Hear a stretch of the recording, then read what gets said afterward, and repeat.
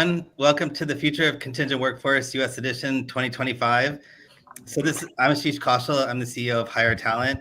So this is our 7th segment of our series in the Future of Contingent Workforce. We made some big predictions in the past broadcasts and moved from talking about COVID into impact into the golden age of contingent workforce to 2024, which is full of disruption, change, and new playbooks. Now we're here heading into 2025, the change of the presidential administration, navigating tariffs, how that affects trade, outsourcing, insourcing, and the ways companies hire talent. The administration is pushing to bring back jobs via tax policy. Will companies respond with replacing the talent or with a more efficient process, perhaps using AI? The global disruption in the Middle East and Ukraine is still an unknown, but it seems like it's on a path to wind down, hopefully. Back to office, is the area of remote work over, or is it modified? We still have ongoing inflation concerns. The labor force demographic is shifting. There's changing in immigration policies, so we have to see how that works. Then there's also DI backlash. From the start of CU, I said you need to increase and expand the talent pool, merit-based hiring, invest in communities, and don't exclude anybody, which means also including the white male. It's really about focusing on economic opportunity and creating ROI for the businesses in a fair manner. It's about community, not quota. My hope is that this turns into an opportunity for DEI done right going forward. And finally, in 2024, one thing I did notice was we saw the buyer community lean in on Brightfield and the MSP consulting arms to help increase their strategic initiatives. And they paid for their strategy services because we all realize that free is expensive and expensive doesn't feel nice. So to get long-term savings, we really need to make the short-term investments. Today, I'm excited. We have an amazing group of panelists here to talk about the trends. One thing we're going to do a little bit different is we're going to make our predictions, and then 6 months from now, we're going to get back on this podcast, on this LinkedIn Live, and talk about where we were right, where we were wrong. So without further ado, our amazing panelists are Pam Sands, VP Diversity Office, Kelly OCG, Brian Hoffmeyer, SVP Market Strategies, Beeline, Steve Schumacher, President of Allegis Global Solutions, Brian Salkowski, CXO of Impellum Group, Jason Najati, CEO of Brightfield, Ryan Baker, President of Monument Consulting, and Jennifer Torney, Global Vice President of Top 10 Talent Solutions. Welcome, everyone. Thanks for hosting and for having us. Happy to be here. Esteemed group. It'll be a lot of fun. It's always fun with you guys. Can we start out with having you share what do you think the biggest trend for 2025 is going to be, and what your predictions are for this year for contingent workforce? Jason, go first.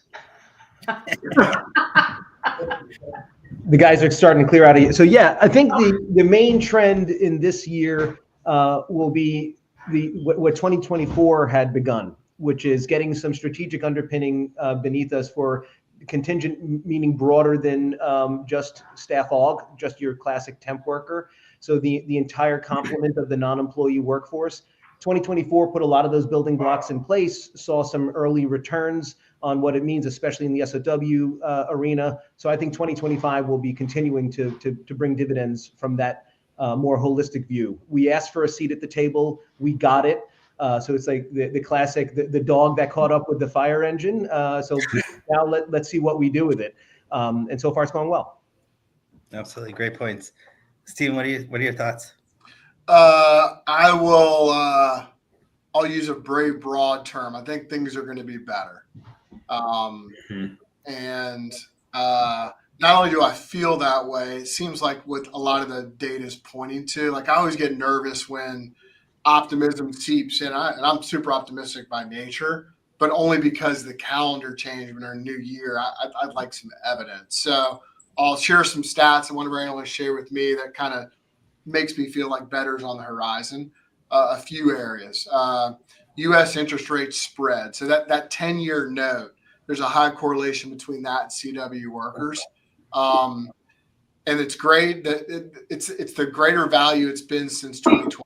Usually that denotes a little long-term economic optimism. So I think that's good. And that usually is good positive impact for contingent workers. We look a lot at the yield curve on the U.S. bonds in the U.S., and now it's more valuable with short-term bonds. Again, first time since 2022. That usually signals longer economic term growth. So we like that. Mm. And the last one I'll give you is more about the U.S. dollar. We think it's primed for growth for really all of 2025. We haven't seen that peak since 2022. That is really highly correlated to contingent worker indexes and penetration rates. And we think that leads to more buying conditions for large users of workers, how that funnels down to the recruiting companies. Now, we're still weakening of the euro and the British pound, that's going to be challenging. But overall, the data would suggest from purely economic standpoint that there is better on the horizon. Is it going to be great? I don't think it's going to be great, but I think it'll be better. And I would also think that better right now is good. Yeah, Absolutely. Yeah, from a purely financial standpoint, I agree with Stephen. Like, he brought the stats there, but I would say better for us now is like mid to high single digit growth, right? From a staffing perspective, right? Mm. And that's what matters to us too as MSP leaders. Yeah. But, I think we're finally through all of the like pent up demand that happened in 21 and 22, then the slide that we had, which was terrible. And I think we're finally, I hope it's normal, and that's what I predict. I predict it'll be actually a normal year, the first time since 2019, which is better, to Steve's point. Right. Yeah, I totally agree. I love, Steve, what you said about the not basing just optimism on the calendar switching over, because I was sort of having that conversation the other day and thinking, like, is that why we're optimistic? But I think the stats are playing out. I think for us, one of the things that we continue to see when we normalize across our client base is, for the most part, some growth. It's not like this, right? Like and I don't think it'll get to that, but it is generally sort of ticking along, and there are more good weeks week over week than there are bad weeks of decline. And the other thing that I think that is driving optimism is I'm seeing just a really high level of collaboration across all parts of the industry, really people working together, our buyer side clients, ourselves as a technology, our MSP partners, our supplier partners, consultancies, to your point, Ash, at the start, really all focusing on a common good, which I think is really important. Absolutely. Ryan and Stephen, so one of the things you guys both mentioned, so the yield curve is no longer inverted. And then Ryan, you said to me on a call, which I think is interesting to highlight, is that we've never seen 3 annual declines in the staffing industry. Is that true? From my research and from what I've heard from our analysts as well, it's true. So it's only as good as my data, but I've never seen it in my career, and even beyond my career, haven't seen 3 years consecutive decline. Okay, great. So Pam, what's your prediction? Pam, what's your predictions? I was just going to chime in there. So I think that we're going to continue to see and even have it emphasize more a skill first approach and strategy, looking at the skills of individuals that are needed, especially for emerging trends that we're seeing around AI, a conversation I know we're going to be talking about a lot today. But as we look at that skill first approach, I believe we're also going to see a lot of global fluidity in how we look for talent with those skills in different pockets that maybe even we fully explored before. And that's where it's going to become really important that we're paying attention to some of those global market, labor market conditions and things that are coming off of the 2024 super year of elections, and how that impacts those labor market regulations that we're going to need to look at as we're trying to have that mobility of talent. I think keeping our eye there would be really prudent, especially here in the first quarter of the year. Definitely makes sense. Jen? Yeah, I mean, there's some great points here. And I would just say from an economic standpoint, I mean, we saw some improvement last year, which was a welcome change. Obviously, it wasn't a windfall. I think we're starting to see some positive, I guess, green shoots is what you could call it, where we're seeing some good signs that business is coming back. But I think globally, there's going to be a lot of different trends. So I think in the US, obviously, with the new administration, which we'll be talking about, I'm sure, there's a lot of impact for the US of what's going to happen in the workforce, from H-1B to OSHA to, you name it, there's a number of things around even minimum wage. But with regard to global, Europe is very different, for example. They're very focused on the climate change regulations, and there's a lot of green business transformation regulations that are going to be coming down the pipe. So I think there's going to be a lot of focus on that type of thing in Europe. I think in the US, we're going to be focused on AI and regulations and what regulations need to be put in place to make sure that what we are all doing as organizations is responsible. So I think it's tough to say, and I've been wrong with my predictions before, but that's kind of where I'm thinking. Is there a little fear from being called out the next one? Oh yeah, exactly. We all want to win, to be clear. Yes. And yet I just don't have a crystal ball. Hey, Brian? I predict some of our predictions will be wrong. Can I get that? I feel like you'll be right about that. Yeah, I make my financial prediction with a bit of trepidation. Brian, me or Brian Salkowski, you got to call us out differently. Okay. So I've been wrong on my financial predictions the last 2 years, but I'm going to play off of Ryan's stat. It's never been 3 years in a row, so have to be right this time. I do think it's a bounce back year for the industry, and I appreciate Steve sharing some macro trends. Yeah, I think one of the things you said that's interesting is, am I not? I think there's going to be very much a contrast between what's going on in Europe and what's going on. Brian, we can hear you, Salkowski. Yeah, we hear you, Brian. Oh, I can't hear him. Okay. I'm listening to you, Brian. Yeah, he just kept going. So I do think it's going to be a bounce back year. And what I was saying is, although Steve shared some macro trends on a business level, we've seen our forecasts get really tight, which is a good thing. So over the last half of the year, H2, we've been within 0.5% of our forecast every month, which bodes really well as we talk about it being a backup year for demand. That we're going to see that trend continue because we're getting good indications, good green shoots, as Jen said, from the business that would indicate growth. So as that feeds into our forecast, I am optimistic about the year based on what we're seeing in the business and how tight actual consumption is correlating to telegraphed client demand. The other prediction I would make for this year is that we've seen a lot of investment. I heard Pam say AI, automation. We've seen a lot of investment in that. I think this is the year where we see more practical application of that within the business. Yeah, no, absolutely. One quick question on you said your predictions and your estimates and projections were within like less than a point of error. Yeah. Did you use more AI to do that prediction, or was that human prediction? It's a combination. So we're using the data trends, number of requisition starts to predict out forward, but it's also including qualitative feedback from clients in terms of what their purchasing demand is, what they are forecasting in terms of consumption on a go forward. So it's a blended view, both quantitative and qualitative. Okay, great.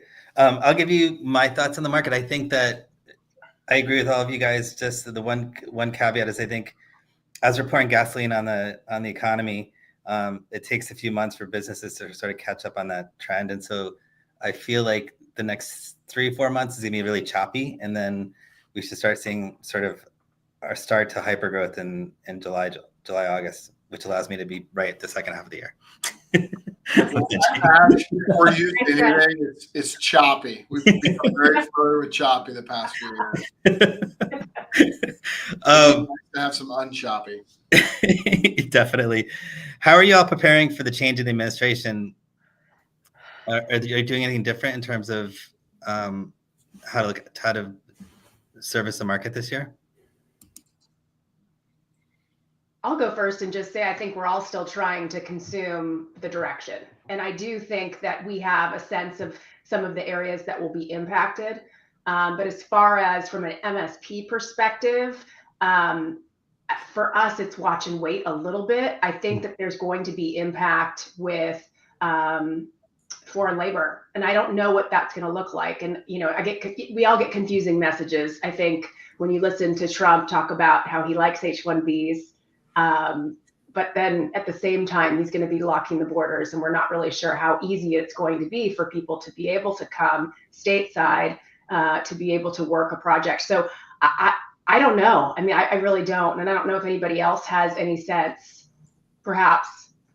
I think that word choppy applies here too, because like we've already seen, I mean, trying to avoid like being overtly political, but we've already seen some choppiness in things that were said during the campaign versus plans now, like around tariffs, for example.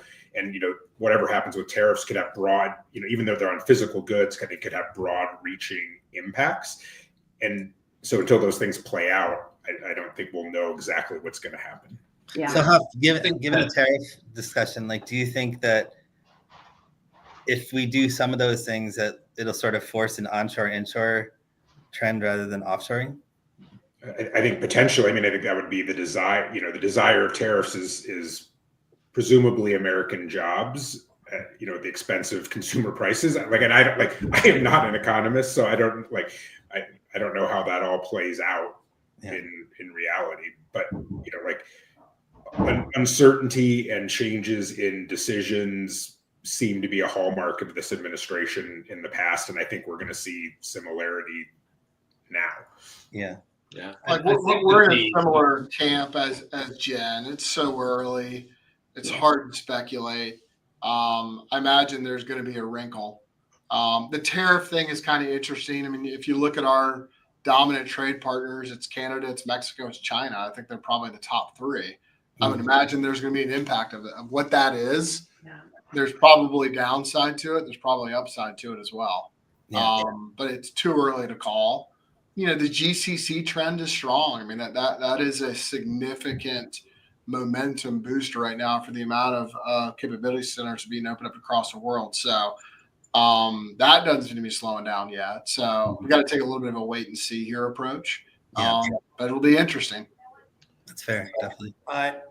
Jason, were you going to say something? Sorry. You go first. Go ahead. I was just going to say this is somewhat Captain Obvious here, but most of us here are MSP, right? Obviously, you have the staffing side here, but MSP doesn't change overnight. It's a long sales cycle. When you have a client, you have them for a while normally, if you're doing your job correctly. So you're kind of, the clients you have are the clients you have. And then of course you're going to add, hopefully everybody on this call is adding new customers each year. But again, they're not happening like over and over. It's not churn. Churn isn't quick, right? Whereas staffing, I think you guys are more agile in the fact that you can, pivot quickly if you want to. Some don't pivot as quickly, but others do, to where the need is. So we know with any new administration, regardless of political party, they're going to spend money in different areas than the previous administration did, but you guys can move to that. Where is that money going? Whereas we can't move quite as quick. Hopefully we're in industries that are impacted positively. I do think one overarching comment is that there will be some deregulation. You have to just imagine that, which is generally good for business, not always good for business. Like we're talking about the opposite for AI, right? We need to regulate. But in other areas, we probably need to deregulate, which should open things up a bit. Well, and Ryan, I have one add to that too, just to say, I don't disagree. I think nothing happens overnight. We're a slow moving organizational unit. But I will say, I think our clients expect for us to enact every legislative regulatory requirement in their program without them having to ask. And so that's a big burden for us. If we know that there's going to be wholesale changes to the workforce, especially in the US, right? And I think, we do have to keep an eye to pay equity requirements, to OSHA and workplace safety requirements. And, on behalf of our clients, we have to say, this is what we recommend around how you do your IC classification. So that part gives me a little bit of pause to say, okay, we've got to have our house in order, make sure we know exactly what's happening and make sure we move quick. It reminds me a little bit of like during the pandemic when we were, having to validate COVID vaccines, and then we had to figure out return to work. And it was like, so I wonder how much of that we're going to end up having to do to get everything moving in the right direction for our clients. That's a great point, especially on the regulation part. Jason, what were Jen, you? I Oh, was Pam, go just ahead. going to say, Jen, I'm fully with you on that. And I think what it is we're going to have to keep up, and we're going to have to keep up fast. Yes. There's a lot of change coming, and it's coming fast. And I think it's just that commitment to your point. We need to be in the know. We need to know how it's impacting not only labor markets here, but our clients that are multinational. What does that look like in Asia Pacific? What does that look like in the European Union? Staying close to organizations that have those answers so that we can accelerate our knowledge and our understanding of that. Because I think that we're going to continue to see these complexities as we see more and more economies come together that are alike on social, economic, and political aspects, where it's like a multifaceted world. And those that are different from them, they're distancing themselves. So I think we've got to get really savvy at the public policy piece here, and really make sure we know that well, and not only know it for ourselves and how it impacts our industry, but how is it impacting those individual clients? What new regulations are on them? How does that impact how we provide talent into them and their organization? So there's some new skills building we're all going to need to do as well. Absolutely. So I think that would be so. Building on that, I think it's safe to say, going to Ryan's comment, that deregulation is broadly good for our industry from a demand perspective. In addition, we expect that there will be changes from business taxation, or at least preservation of business tax advantages, that also should be broadly good for our business. And what we don't know fully is how that interplays with other policies like tariffs. Now, I just read a quote this morning from Fortune 500 CEO who said, hey, we're looking at it closely. We import heavily from, to Steve's point, Mexico and Canada, but we have capacity in our US manufacturing facilities. So we're looking at that. Depending on how that plays out, it could be good for our industry and for demand in the United States. I'm actually a little bit less worried about the regulations. If we think about, yes, there's been a flurry of executive orders over the last 2 days. But if we think about regulations, they have a notification period. They have to be posted for public comment. And there's a time period before a regulation is repealed or enacted. Yes, we need to pay attention to public policy and understand how those impact, but we do have time to assess and implement and engage project plan around all of those. So I think right now, a lot of it's a little bit wait and see. But if the administration holds true to the messages that they're telegraphing, it purports to have some advantage for our industry. So it could be choppy. Some of them, you're right, they balance off one another. Deregulation, good. Tariffs, maybe it may hit some customer segments hard. And so we could have a little bit of give and gain depending on the vertical industry and segment. Well, also we talk at a high level about macro trends, but the reality of the economy shows up at the PO, and so that's why it's choppy in terms of like how it really shows up at the end of the day when in a billable event. Hoffmeyer mentioned the uncertainty. Brightfield turns 20 next year. We'll be a 20-year-old organization, which means we'll almost legal to drink. And when we first started the firm, Barry Asen used to put up on the screen what are the things that CEOs of the Fortune 1000 are thinking about, and the word was uncertainty. And so over the last 20 years, the sources of uncertainty have changed. But we've been reconciling people changing their opinions and their minds and trying to figure out how they're going to repivot on a 2-quarter horizon. That's always been our reality. So when I think about this administration, the discrete pieces we've been hearing about, I think I agree with everyone in what you're saying. What has my attention more, and it's been the same for the past 3 administrations, are what are the unforeseen ramifications of this multivariate universe? I'll give you one example, the one we've just been talking about. If regulations in the US start to come down, that means that they'll be less like what's been happening in Europe. There was a trend where things started to feel like they were coming together around how is the non-employee workforce going to be managed and policyized. If that starts to fragment away from each other, that presents not only a management challenge, but also can make opinions about where demand deserves to be change around that macroeconomic event.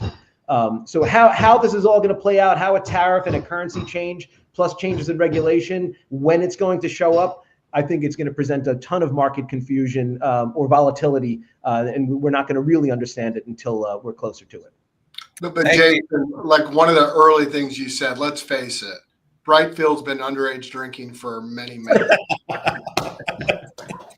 We just behave that. I love that. I mean, Jason, I think you are right. I think one of the things that pushed the offshore, which we'll go to next, trend was last year we kept regulating by state, like what it is to be a contingent labor worker. And I think companies got tired of like all the changes and being out of compliance. So they said, forget it, let's just move it offshore. I was really also just thinking pay parity. So UK, then all of Europe, we heard talk about it in California, and now I bet we'll hear less about it. So that's part of what I think of as the fragmentation between the two. Absolutely. Stephen, when we look at the overall labor market, right, and the way labor is being utilized last year, we saw it's a kind of an elastic approach. 2024 was like the year of SOW. Do you see that continuing, and why? Yeah, I see it continuing. I think it is. It's kind of moved from interesting and attractive to much more adopted. But I think there's probably a handful of things that would stand out to me. I would think in no particular order, just the data and analytics around it. I think procurement organizations, they're a bit hamstrung. They don't have a lot of the data accuracy that they need or want. And as these organizations continue to try to create new value, insights and data will be paramount to that. And this is still a largely unmanaged area. Risk management is always pronounced, and it's pretty fragmented, at least would be our view, still across companies, with maybe not the right governance or even insufficient governance in time. So procurement seems to be pushing hard towards, at times, a single enterprise view. That helps drive this. And then, cost savings is about as pronounced as I've seen it in every category, in every country in which we work right now and support our customers.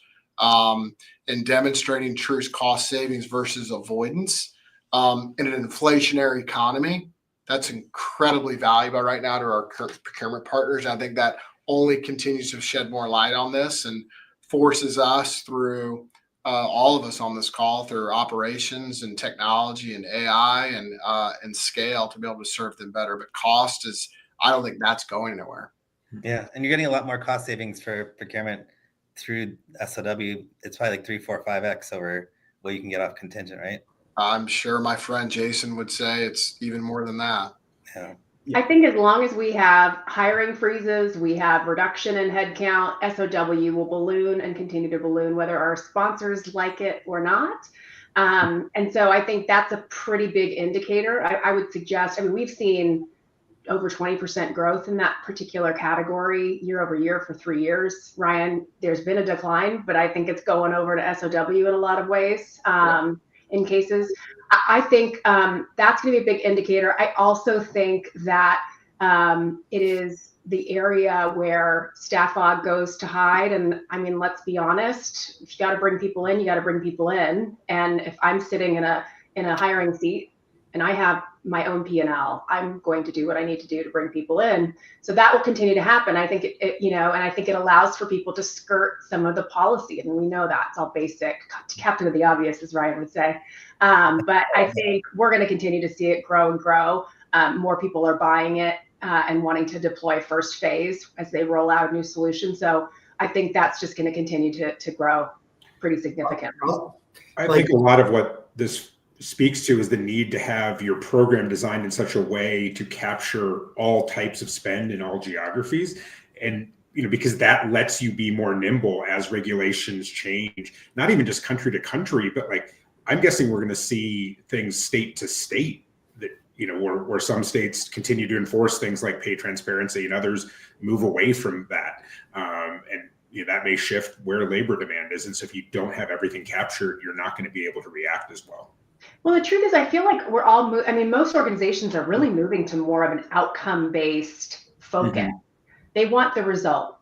They want whatever the project is, they want it completed by X time. Yeah, I think you're completely right. So some I don't care when it'll be finished. I was going to say, Yeah. I think you're completely right, Jen. Some of the drive is for savings, but I think actually the biggest driver is a change in buying preferences and the way that they choose to manage work.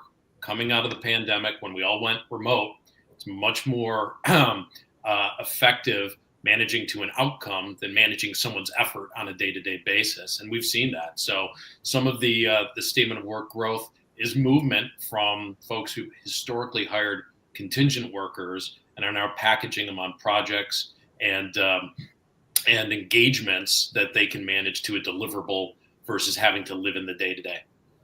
Brian, do you think part of that's also with the tax policy, where if you're able to put somebody in a project, you can amortize their expense over X amount of years rather than taking the full cost and report in the public markets today that this is a cost?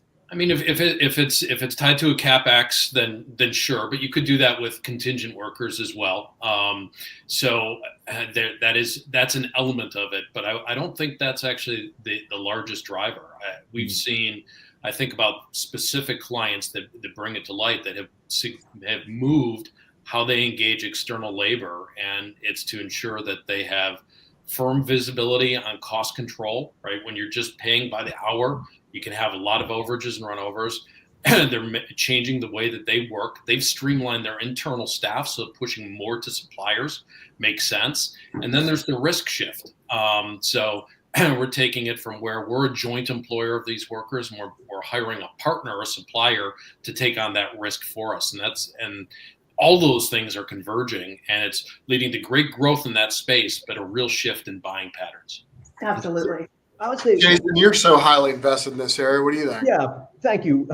We see both trends. So for sure, there are some that are saying, I want to have the outcome-based realities that I can count on, wrap my hands around. The problem with that is you're inviting your supplier to value-based pricing. And so it can start to become naturally more expensive, and perhaps it should be, and that's better for both parties. But we also have clients that say value-based pricing gets out of control. On a T&M basis, I can wrap my hands around that. I know what I'm getting for my money. And so we see both of those realities. One other point I want to pick up on, though, is I don't agree that we should always see it as one program for the non-employee office. Classic contingent, temp, staff aug, and then to add SOW. I'm not sure that we always want to add SOW to that same program structure. That might have been part of what slowed down some of the progress. I think they're often different stakeholders. A lot of the parts look the same. It's kind of like staff aug and talent acquisition. A lot of the subparts look the same. So we want to think about them as one thing often, but they have discrete differences. And I think the same thing on SOW. I think the best of the MSPs out there are picking up on that trend and actually see them as separate pieces. Well, I think as we get better about assimilating and consuming data from disparate sources, and we can leverage AI to be able to help make those decisions easier, I think all of it needs to be in one program, will start to diffuse. Right. And to Brian's point, maybe it is a single technology, the procure to pay technology. There's plenty of benefits to be gained from that being a single platform. But and it could even be the same outsourced organization, MSP, but I don't know that it necessarily needs to be in the same programmatic structure. Yeah. And I think that it could partly by brand or otherwise be what slows down some of that progress. Yeah, I totally agree. I mean, there's such differences between the way, IT procures statement of work to how finance and tax, it has to look very different. Yeah. I was going to add a couple of things. And this is more for the MSP side of the house, but a little bit from the staffing side. I'm thinking what might be beneficial to some of our listeners, but all of it is. But this is a shout out to Beeline and our friends Hoff over there. But the VMSs have really caught up to what the market needs.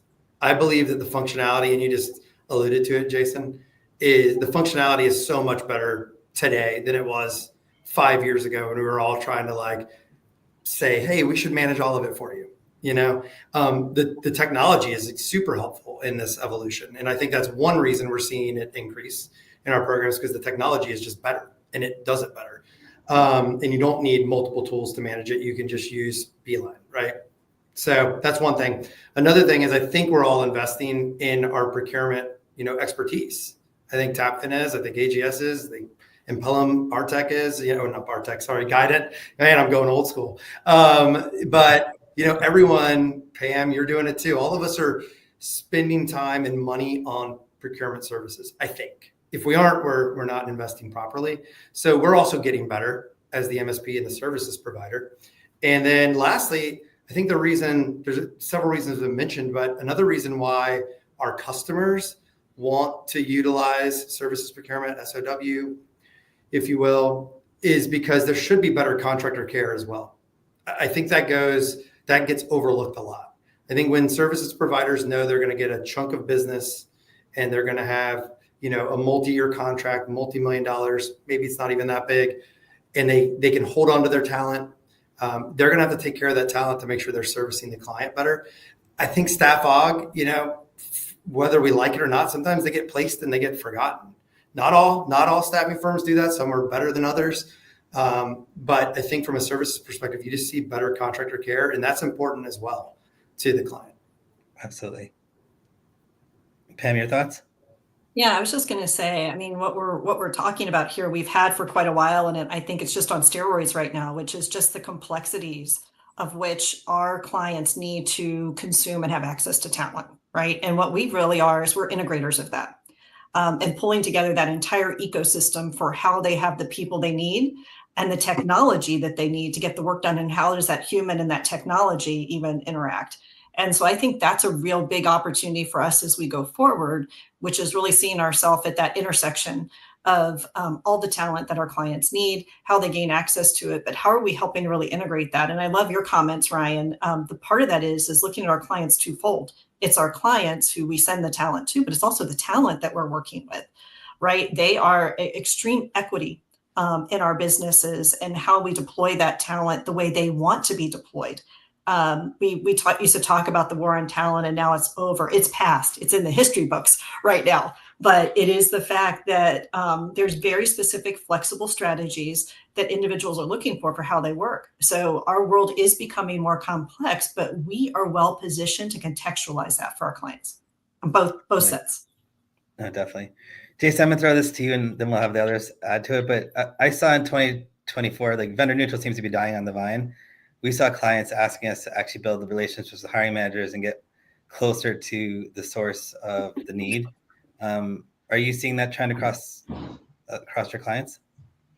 I think we're still seeing a ton of competitive bid, but the idea that it needs to be vendor neutral, I think, is long over. My good friend Subhadra Sriram announced that before she resigned from her editorial post at SIA. So I'm long on that page. This is a people business. Recruiters have relationships with hiring managers to know what they want better than they do.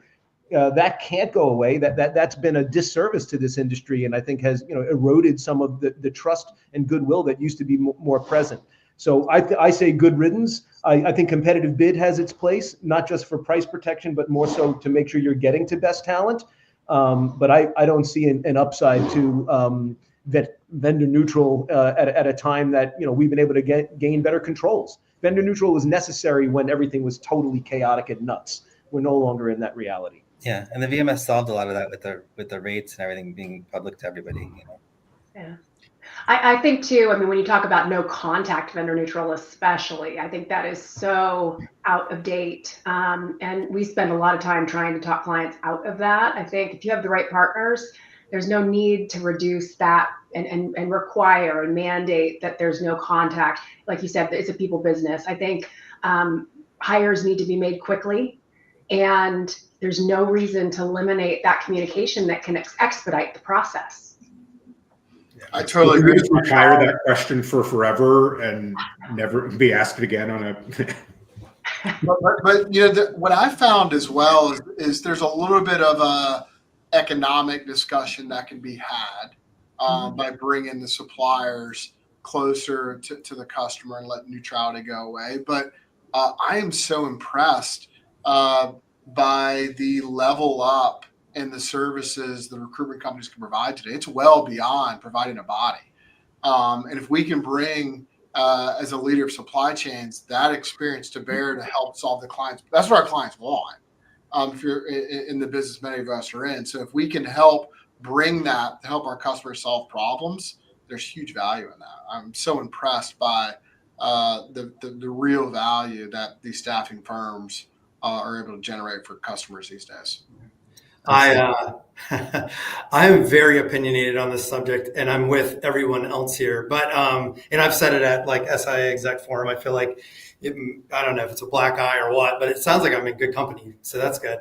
But I don't think we're using our brains when we limit ourselves to vendor neutrality, if I'm being very, very candid about it. And I've probably been on a presentation or two where we didn't win the deal because I was pretty open about how I felt about this, because I thought it was better for the end customer, right? To be able to have I think communication in business is a good thing.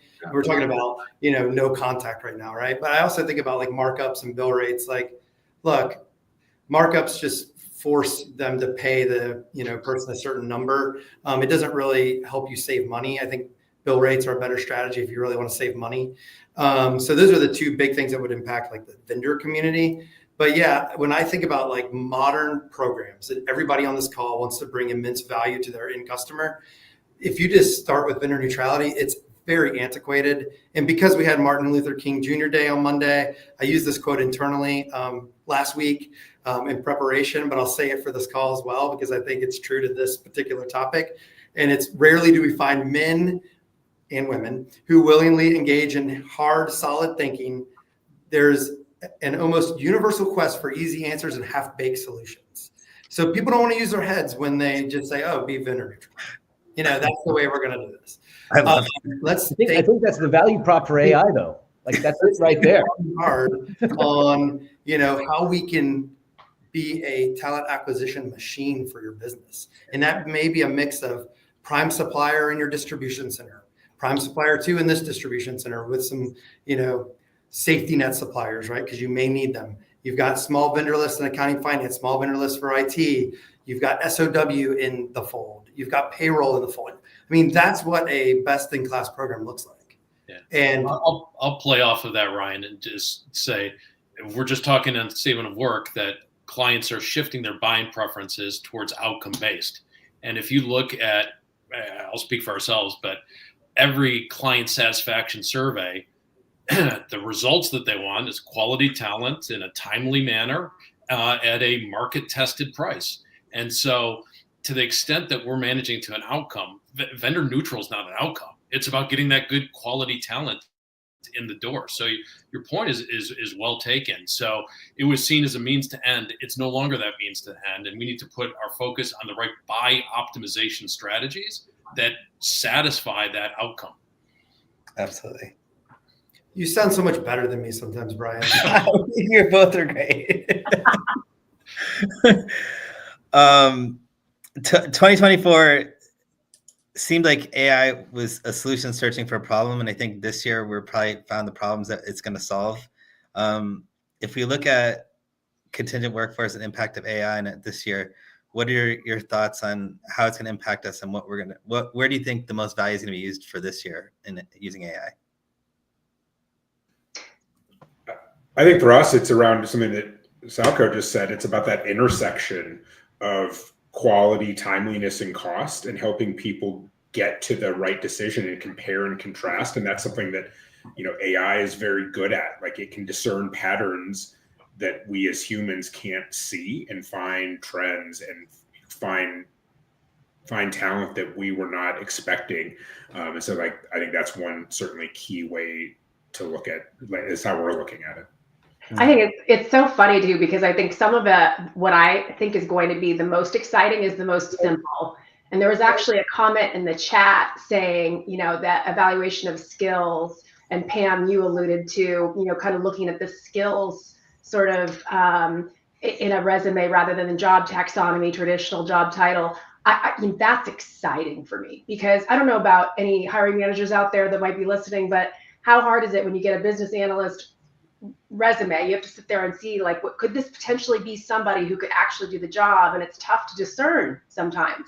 And I think some of the really cool AI tech that we're seeing with Oply and Eightfold, we're seeing just dramatic, really, really cool tech that can help make those hiring decisions faster and easier. The other thing is too, simple things like building a project. So maybe it's not a full-blown SOW. Maybe you're going staff aug, but you want to build your own project. And then you say, well, what if I move lower? What if I move, what does that do to the pricing of my project? And just simple, easy, quick ways of accessing data that doesn't require pulling reams of analytics and reporting. It can be done at the click of a button. Things like that, I think, are really exciting. And then also terrifying. I mean, some of what we're seeing in the market, not in our market, but specifically, but the capability is a little scary. Yeah, absolutely. Stephen, I loved how you talked about how your team forecasts and then over the short term and the long term and using AI. Do you want to talk about that a little bit? Some of that stuff's just for us, Ash. Well, the quick backstory is we wrestle with all our human projections from all our operating and selling organization as to how they build our projections. But we've been doing a lot of work with our machine learning and our analyst organization on how they import the data from the VMSs and the various ATSs and roll them up to make projections. And we have just found we're right at this fulcrum point right now that we can get within a 12-month look ahead. The machine seems to be able to get within 2%. And our humans and the bias within there is far from that. So at what point do we begin to accept the human has some biases that hurt how we fund, budget, plan for the year? So therefore, we make the shift to allow much more machine-based forecasting for us. So it's wonderful and interesting to hear the debate that happens around my office as to what is our budget usually going to look like. But it is fascinating. We loaded data back to 2013 and asked it to predict, and it is unbelievable what the tech can begin to show us and demonstrate. But more broad than that, I just think AI this year is going to be adoption will be important. Like internally for us, I saw a stat the other day. I think we have automated 30 million actions or something like that within the past 3 years. Just stuff that our staff is doing that I know they don't like doing. The client probably doesn't get much value from, but we can make their lives a whole lot better by automating this and letting them get upstream to really serve our customers in the way they want, which is insights and helping them solve talent problems. Our customers, I'm sure like y'all too, they push us hard on bringing AI to the table to help make the UX and the experience better with how we identify and bring talent through. And that's a huge opportunity for our industry. Whether it's the technology that can really showcase those capabilities. So I think AI is going to be wonderful for our business. Getting our people to adopt for how they use the tech and tools, that's going to be a hard lift, and training and upskilling and changing behaviors is hard. And the worst thing about a great recruiter is getting them to change because they're a great recruiter. So we're going to have to work hard on building tools that our people can adopt that make them feel motivated and excited and can add great value to our customers. So we're long on AI, but for us, it's got to be your adoption and less about interesting. Let's have a point of view. We want to see adoption in play. Well, and Ash, I know we were talking about Meta and them saying that they are, I don't mean to steal your thunder, but the outsource of some of their mid-level engineers to AI and bots. And I'm wondering, like, it's happening fast. And to what extent do we think that our client spend is going to reduce? And what does that look like for us as we manage programs that have non-employee but non-human resources in the program? And we've had that before with chat bots where you need to have some sort of assigned access, maybe through a worker tracking kind of a module, but it does change the dynamic of what we're managing. Sure. No, absolutely. And there's definitely like AI engineers you can hire on demand and stuff like that. So you probably will have to add that to your mix of talent that you're managing. Brian, what are your thoughts? Which Brian? Brian S. We were just calling him Hoff, right? Yeah, he doesn't get a Brian. I think this is a fun conversation because we really are making predictions, and the AI is evolving so quickly. I'm actually a bit hesitant to put a stake on where we'll be 2 years from now. But I broadly agree with the comments that were made. This year is about adoption, and we can see a lot of, and already are, very specific areas where it has a meaningful and material impact, whether, Jen, it's as you described, the job taxonomy, whether it's through advanced automation and tasks, even very small, 10 minutes here, 5 minutes here, but you aggregate it over hundreds, thousands of people, has a real significant impact on the business. So we can see those things. To the last question, about does this reduce demand because there's less folks needed? I think it shifts it. So some of it is different focus on other roles, but it increases productivity, and that's a good thing. That's a good thing for our business. And so whereas we may see less demand in certain areas, that increased productivity should increase consumption for us more broadly across the business, and we'll see a shift in more tactical administrative roles into automation and AI, but we'll see growth in higher productivity roles that have the potential to benefit our business greatly. Yeah, definitely. To stay on that Another prediction area where- space. Oh, who was going to stay on that prediction space? I'm just going to say it's already there. AI is our great coworker, right? If it isn't already, it will be in the future, right? When I work with AI, I call it my smart intern, right? When I'm working with one of those generative AI projects. But I think the other cool thing is that we look beyond the technology, we look beyond how is it going to impact our industry and the jobs, and look at what are the jobs being created to support that. Mm-hmm. And then what else is happening along with that? I know we don't want to get into this in the time we have left, but we're coming off of a really big announcement for private sector investment in Stargate yesterday. And what is that going to do as far as what else is needed in those ancillary industries that support that kind of infrastructure, right? And that's where I think it's really exciting, is what are those opportunities for that talent we need to find? What is the opportunity for the talent that our clients need that we need to help upskill and reskill to be there? And really look at, it's changing the landscape of not only the workers that we find, but how work gets done. And that gets really exciting, and it gives us the opportunity to reinvent and to really look at the possibilities of what we can do in the future. Oh, absolutely. Jason? The impacts of AI in 25, I think the first part of that, I think, is what 24 set us up for, which is SOW at scale. So that's where we started. I think we'll continue. That's a great untapped gold mine of opportunity. And you first have to get smart before you can get action oriented. So those are the steps. I see much more of that.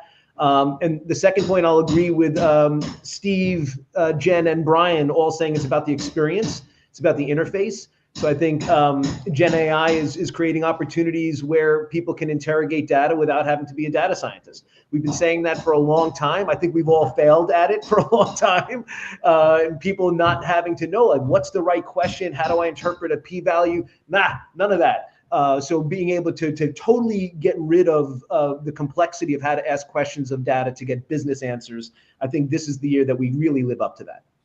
Absolutely. Ryan, do you have any thoughts on this too? I feel like everybody said every good point, and I would just be noise at this point. Hoff, you got something? I mean, I think this is a place where regulation could be interesting, right? We've already seen an executive order rescinding Biden's executive orders around AI. That, my understanding, like, large tech was in favor of that regulation. Smaller tech that's trying to be nimble was less in favor of it. And so how do those things collide or not? And then to Pam's point, like with like this Stargate thing, if it ends up even being real, if there's money behind that, like how fast does that advance things? Yeah. I mean, construction is definitely a big area that's going to grow this year for building out all these services. Pam, I wanted to start with you on DEI. So what's your prediction on how last year you said it's going to be disrupted, which it was. And so what are your thoughts on how it's going to play out this year? Yeah, that prediction was right, for sure, right? I think it's going to be fascinating. I think as we look at DE&I and diversity overall, we do have to look at it through the lens of which global economy are we looking at, right? So when you're talking about it, you need to say, are you talking about North America? Are you talking about Latin America, Europe, et cetera? I think what's going to be really fascinating this year is to look at how do we continue to bring innovation? How do we continue to bring creativity? to how we look at being inclusive in the workplace. And that we really take courage and really get involved in those dialogues that we need to get involved in. There's some big shifts happening. This week alone, we're all very familiar with those. But I think that it's really an opportunity for us to continue to understand and to look at, what's happening. Not only, a lot of regulations are happening at the federal level, but there's still ways and core values that each company has that they manage to. And really getting thoughtful in those conversations and trying to understand those, not only for ourselves and how we do that within our own organizations, but how we do that within our client organizations, where they're heading, right? What is that North Star? What are they following? I think it's a time to open that dialogue up now. And I think it's a good conversation to have in these first quarter meetings that many of us have with our clients, and to really try and understand more. Pulling from the Stephen Covey book, right? 7 Habits, seeking to understand first and then be understood, I think could be a good mantra for this year. Absolutely. And Jen, your thoughts? I think Pam hit it on the head with inclusiveness. I think that needs to be at the center of everything that we encourage around DE&I. I think, I think that we at Manpower Group are really focused on staying the course with DE&I. I think there's a lot of confusion around what you're supposed to do, and did we swing too far, or didn't swing far enough. I think we're going to continue to push. That's all I can say. And I think it's such a critical aspect of our workforce strategy with our clients. 100%. That hasn't changed. Yeah. Jason. For us, we've seen an increase in demand around tracking diversity, so that, again, not at an individual level, but for collective reporting. Like, our clients are still coming to us asking for solutions there. Trying to balance all these conflicting priorities. I was going to say, I think you see shifts in tactics, but not necessarily broad shifts in philosophy. And what I mean by that is, following the Supreme Court decision on university admissions, following the election, and organizations trying to anticipate what the new administration wants, either through regulation, executive order, or practice. We've seen shifts in terms of tactics. What I've not heard from any client is a retreat. And I am going to use the same word as Jen as it relates to inclusiveness. They want an employee base that reflects their customer base, that reflects the communities where they do business. I think broadly, clients want to be good corporate citizens and good stewards. So there's a desire to cast a wide net, to be fair in employment and in contracting. And I think those things persist, and will continue to persist. Some of the tactics that are employed have shifted and are continuing to shift.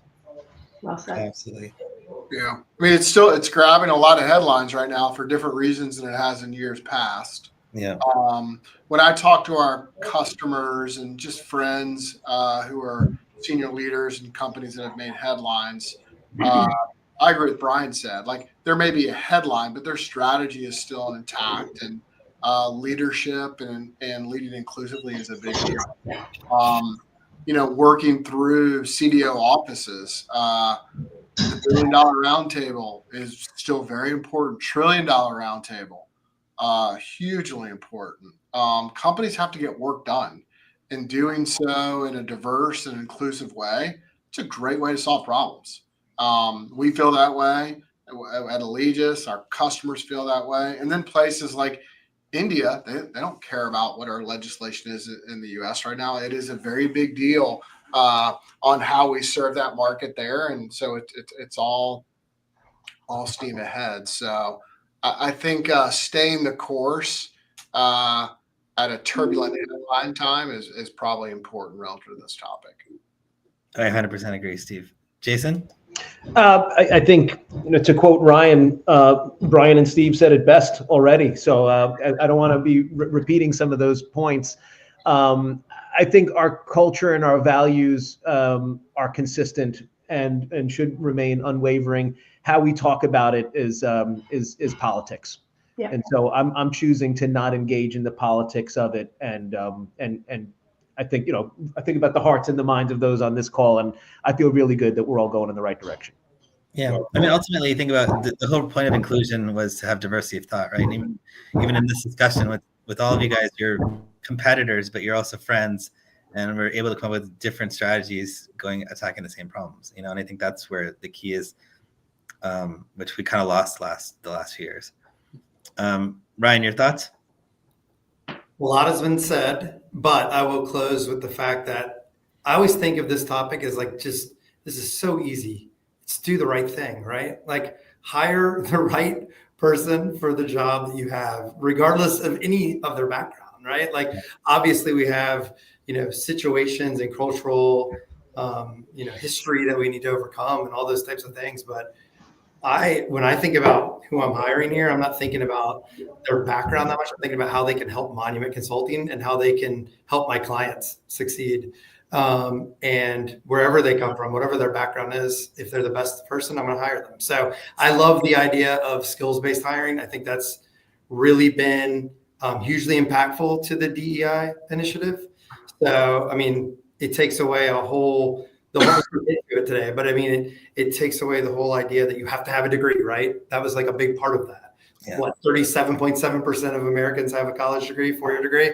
Well, you're missing out on 63%. So when you took that barrier away, or when you take that barrier away, it opens up such a big pool, and that automatically helps this, this particular component of our business. So just 100%. Do the right thing, simply said. So we're running out of time. I did want to do myth or facts, but I think we're probably past the time. So I wanted to thank everybody today. Are there any last thoughts y'all want to highlight before we go? Look forward. I hope you all do wonderfully in 2025, just not as good as us. That's all. Good luck with the fires, Ash. Yeah. Thank you.